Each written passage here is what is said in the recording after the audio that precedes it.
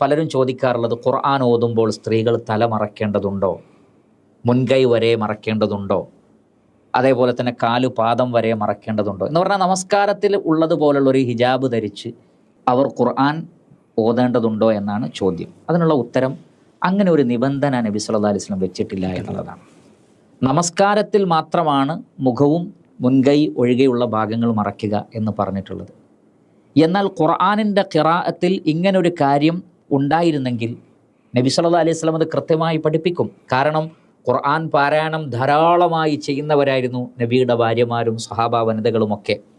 അപ്പോൾ എല്ലാ വീട്ടിലും എല്ലാ ദിവസവും നടക്കുന്ന ഒരു കാര്യത്തിൽ ഇതാ തലമറയ്ക്കണം, അതേപോലെ തന്നെയുള്ള വസ്ത്രങ്ങൾ പൂർണ്ണമായും ധരിക്കണം, എന്നാലേ നിങ്ങളുടെ തിലാവത്ത് ശരിയാകൂ എന്നൊരിക്കൽ പോലും ഒരു സൂചന കൊണ്ടുപോലും നബി സല്ലല്ലാഹു അലൈഹി വസല്ലമ അവർക്ക് പറഞ്ഞു കൊടുത്തിട്ടില്ല. അതുകൊണ്ട് ആ വിഷയത്തിൽ സഹോദരിമാർ പ്രയാസപ്പെടേണ്ടതില്ല.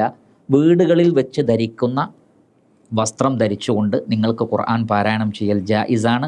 തലമറയ്ക്കണം എന്നൊരു നിബന്ധനയില്ല.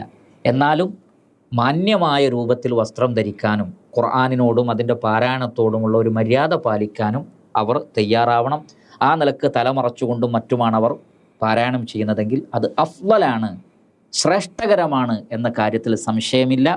ഉളുവോടുകൂടി അതിൻ്റേതായ അദബോടുകൂടി ഖുർആൻ പാരായണം ചെയ്യുന്നത് വളരെ ഹൈറായ കാര്യമാണ് എന്ന് പ്രത്യേകം ഓർമ്മപ്പെടുത്തുകയാണ്. എന്നാൽ ഒരിക്കലും തലമറയ്ക്കൽ ഒരു നിർബന്ധമല്ല, അന്യപുരുഷന്മാരൊന്നും ഇല്ലെങ്കിൽ.